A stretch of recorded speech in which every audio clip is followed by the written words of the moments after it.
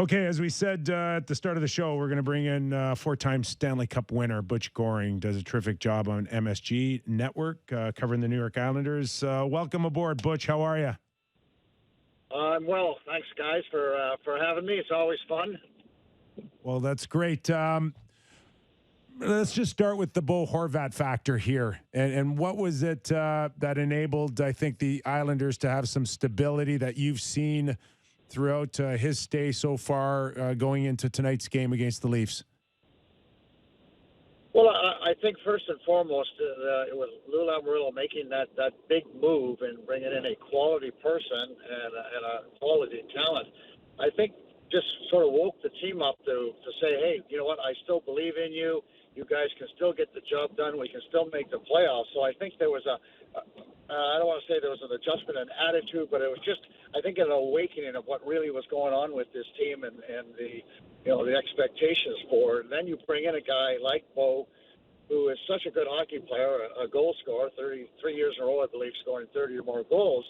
And he just does so many things. I mean, he's on the power play, he kills penalties, he's good on the face-offs, and now he's, until Barzal got hurt, they had a legitimate first line with, two guys with really top-end skills. So he's been a godsend for this team on so many ways. Well, thanks for joining us today, Butch. I did want to ask you about this team and not just trying to sneak into playoffs. Is there any reason to believe that the way they're constructed would allow them a chance to, really upset someone in the first round and maybe do more damage than that?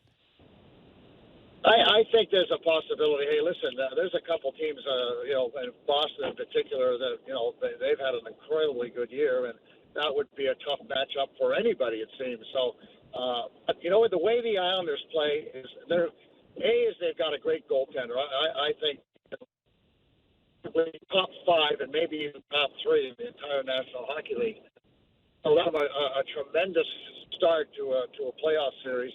And they play a defensive brand of hockey. They're happy, and they don't feel the pressure of playing in 1-0 games or 2-1. I mean, these guys just keep playing shift after shift, and nothing seems to bother them. I mean, they remind me of what Al Arbor used to say, I don't care if the roof falls in, you guys keep playing the same way.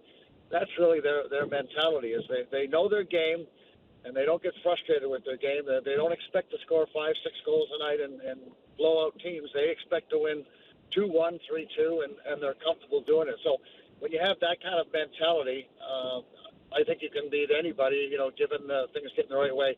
And let me just add, if their power play ever wakes up, that would be a real bonus. Yes, indeed.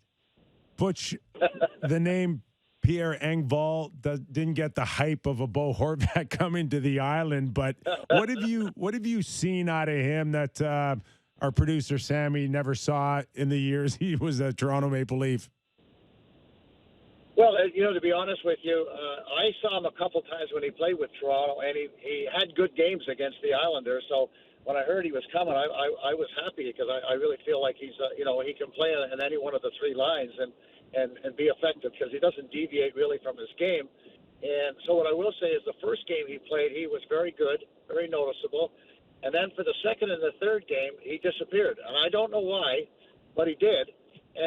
But then since then, he's back to his old self, or the self that I'm looking for. He's scored goals in 3 straight games. He has an influence on the game. He's very noticeable, and he's playing with a lot more. It seems like a lot more confidence and a lot more energy. Yeah, he's a talented guy. He just needs a whack from his coach in the ears once every 8 games, Butchie. Oh, well, then I'm not in that position to do it. But certainly Lane Lambert's got a bit of a temper, so maybe that's what he did. That's great. Yeah, no, that's a good way to get the best out of him. I did want to touch on something you just mentioned a moment ago, is that power play. You look at the bottom quarter of the league. The only team in playoffs that's in the bottom quarter of the league in power play percentage is the Islanders. They're 30th in the NHL, 16.5% power play. Like, if they were even league average, they would be, far up the standings. What's the deal? Why does the power play struggle so much? You know what? That's the $20 million question. Right. They certainly have enough talent. Maybe they wouldn't be the best power play in the league, but they certainly shouldn't be in the bottom third of the league.